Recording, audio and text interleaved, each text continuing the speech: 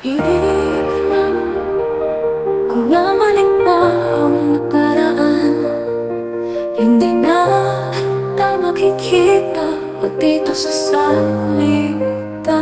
Ngayon gusto kitang batiin, pero ang masasabihin ko ibubulong ko na lang sa hangin. Dahil wala ka na, wala na ang nag-iisa ko ina.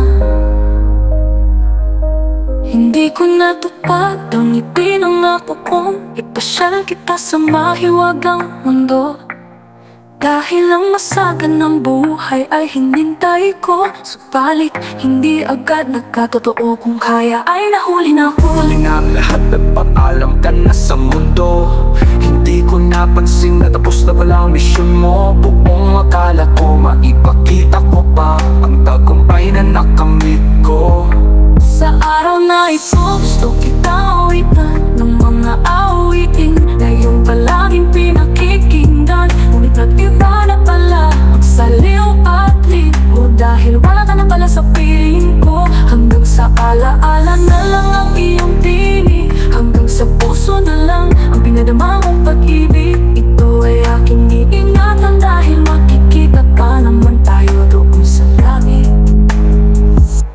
Ito ang regalo ko para sa iyong kaarawan, ang gunitain ng iyong pagmamahal at kabutihan. Patawad siguro ang aking sasambitin, ngunit pala kung ang isasagot mo ay klaro o kalain. Dahil ayaw mo ang puso ko ay may bigatin, kaya lagi mong pinadama na ang pagkukulang ko ay huwag na isipin.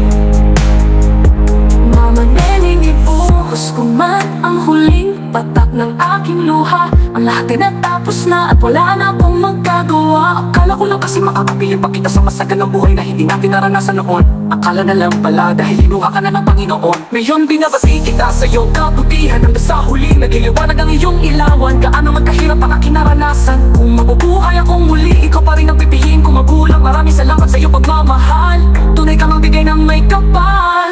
Ito ang regalo ko para sa iyong kaarawan, ang gunitain ng iyong pagmamahal at kabutihan. Patawad siguro ang aking sasambitin, ngunit alam ko mag-isasagot mo ay may klaro o kalain. Dahil ayaw mo ang puso ko ay may bigatin, kaya lagi mong pinadama na ang pagkukulang ko ay huwag na isipin.